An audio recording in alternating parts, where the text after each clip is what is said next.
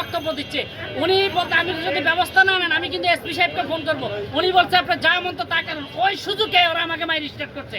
আমি চাই ওখানে তদন্ত যে তারকা ছিল ওই তারকার নাম নিয়ে আমাকে মারার জন্য আমি প্রোডাক্ট চাইছি। আমাকে উনি বলে আপনাকে আমি কি প্রোডাক্ট দিব?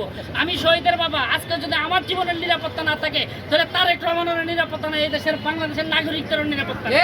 আর যখন হচ্ছে আপনার আমাকে ম্যাডাম মেরে ফেলতো আজকে। ওরা বলে জুলাই জঙ্গি আমি শহীদ আয়াস ভাই এবং আমরা যারা জুলাই যোদ্ধা আছি এই কথার যখন ওদের কাছে জবাব নিতে গেছি ওরা আমাদের উপর অপ্রীতিকর হামলা চালায় এবং আয়াস ভাইকে গুরুতর আহত করে। আমরা ওখানে মাত্র 4 জন ছিলাম, ওরা ছিল 15 থেকে 20 জন। এই শান্তা ফারজানা এই ফ্যাসিস্টের দোষর আয়াস ভাইকে বেদরম পিটিয়েছে, ইভেন কি রাস্তায় ফালাইয়া মারছে আয়াস ভাইকে।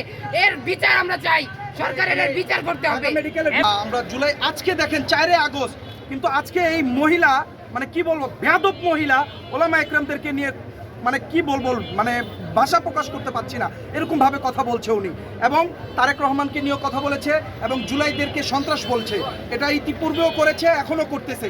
এখনো তারা আজকে যদি তাদেরকে গ্রেফতার না করা হয়, তাদেরকে যদি সুশীল বলে যদি ছেড়ে দেওয়া হয়, তাহলে এর প্রতিবাদে আমরা আমাদের যে বিক্ষোভ